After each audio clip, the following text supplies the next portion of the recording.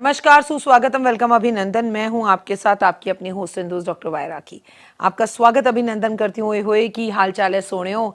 दिल्ली रहो, गाजियाबाद रहो, खुश रहो, मस्त रहो। सभी घर के बड़े बुजुर्गों को मेरा चरण स्पर्श, मेरी हम उम्र प्यारी प्यारी बहनों को और भाइयों को मेरा नमस्कार। और बदमाश बच्चों को इतनी जोर जोर से पिटाई, पढ़ाई कर लो, पढ़ाई। दिसंबर आ गया है, नया वर्ष शुरू होने वाला है, आपके एग्जाम्स चल रहे हैं मुझे मालूम है, और एग्जाम्स जनवरी फरवरी में होने वाले हैं।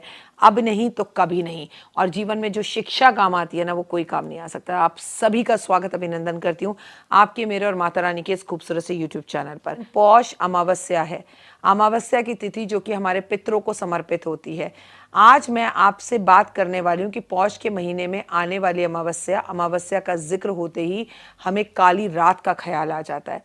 लेकिन ये तिथि हमारे बुजुर्गों से जुड़ी हुई है, ये हमें याद रखना चाहिए। ये तिथि महालक्ष्मी से जुड़ी हुई है, ये भी हमें याद रखना चाहिए, क्योंकि यही वो तिथि है जब महालक्ष्मी दिवाली वाले दिन हमारे और आपके घर में आती है और उनकी पूजन की जाता है। तो अमावस्या केवल हर वक्त नेगेटिव नहीं होती। पौष के अमावस्या पर क्या होता है और क्या करना चाहिए, कैसे पौष की अमावस्या पर अपने पितरों को खुश करें, तमाम बातें मैं आज आपको अपनी इस वीडियो में बताने वाली हूँ।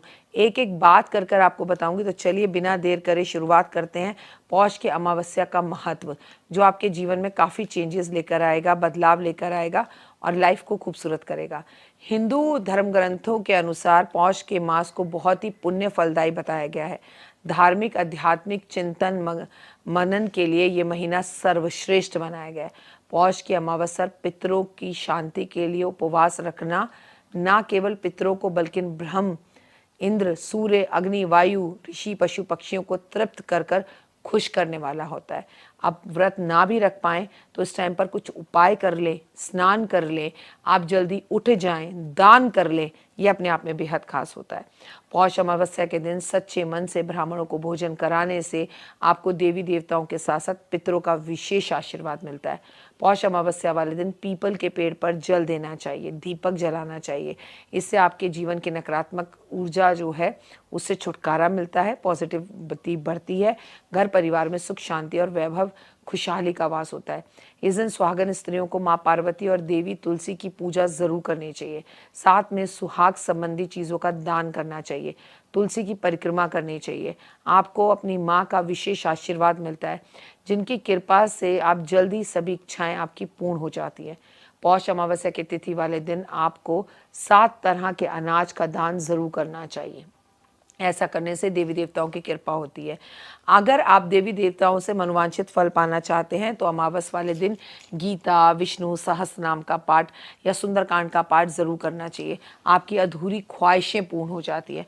पौष अमावस्या पर पितरों का तर्पण जरूर करना चाहिए। इस दिन पवित्र नदियाँ, जलाशय, कुंड जो होते हैं उनमें स्नान करना चाहिए। सूर्यदेव को अर्घ देना चाहिए, पितरों का तर्पण छोड़ना चाहिए। तांबे के पात्र में शुद्ध जल भरकर लाल चंदन, लाल पुष्प, कुछ अक्षत डालकर अर्घ दें। पितरों की आत्मा की शांति के लिए उपवास करें। किसी ज़रूरतमंद व्यक्ति को दान दें। इस दिन भंडारे करें। इस दिन खीर का दान जरूर करें। जिस व्यक्ति की कुंडली के अंदर दोष उपस्थित हो, पितृ दोष हो या कालसर्प दोष हो, उसे अपने पितरों का तर्पण जरूर छोड़ना चाहिए। अमावस वाले दिन पीपल के पेड़ की पूजा, तुलसी की परिक्रमा करनी चाहिए। मान्यता है कि पौष अमावस्या पर व्रत रखने से पितरों को शांति मिलती है, आपको उनका आशीर्वाद मिलता है। क्या करें?